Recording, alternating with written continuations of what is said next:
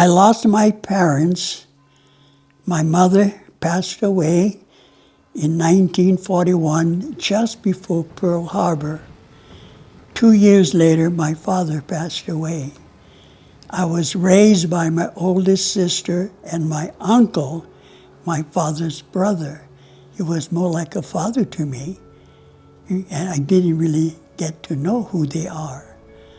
Okay, and I was raised in, I guess most people were raised the same way.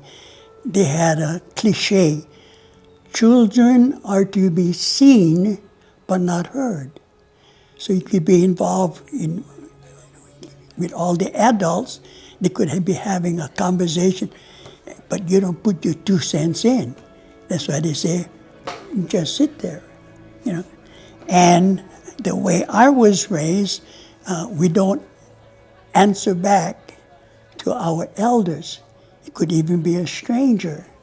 So whatever they tell us to do, we just do.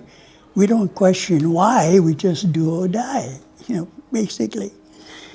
And so I was raised in a very, very strict. And a part that I remember real good, from my first grade, graduating from high school, they knew how long it took me from my home to the school and back. I had to be back from school at a certain time because I had things to do, water the plants, rake the yards, things like that. I never had the opportunity of being like everybody else, like even my own son. I couldn't get involved in sports or anything like that. I had to be home doing things. On Saturdays, besides that, I had to now go into the house and help out the ladies. And the things my older sister would say, because someday you may not get married and you need to take care of yourself.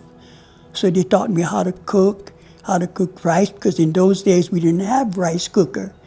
And when you rush the pan or the pot, she would used to run my fingers through it. You feel this slight, and you're not cleaning it well. Get back in there and clean it again. All those little things. So I didn't like it at the time, but now I appreciate it, all these things. But I was always told what to do, what not to do, to give you an idea how strict it was. If she said to me, don't leave this apartment, and I just went outside, what are you doing out there? I told you not to leave the apartment. I'm here. But I guess she felt another way, because she said, don't leave this apartment. I just happened to walk out. I left the apartment. So I said, all these things that people do, I said, take that into consideration, see. And that's why I never learned sports, and that's why I'm a weakling. I couldn't do any of those things, I had to do what I was told to do, And basically that's my upbringing. And I really didn't get to know my mom, nor did I get to know my dad, being so young. So I really don't have any memory of them. But I remember one thing, every time I think of them, the first thing comes to my mind, the vision, is seeing them in the coffin. Now, my brother's wife, her mother, and things like this I don't forget, and I make my own. I heard her tell her children, when I go, I want you all to promise me one thing. I don't want any of my grandchildren to view me in the coffin. And then everybody was, why grandma? Why mom? Because when you think of someone, you always remember them the last time you saw them. And I don't want them to remember seeing me in the coffin. I want them to see me when we were having fun out there. That's a type of memory. I developed it for myself. I even told my sisters, See, when my sister passed away, and then they wanted to have everybody around the coffin to take family picture, and I says, no.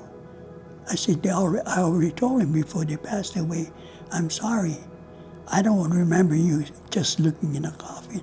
I remember we were having fun. In my family, there's 4 girls and 4 boys. I'm what you call the last of the Mohegan.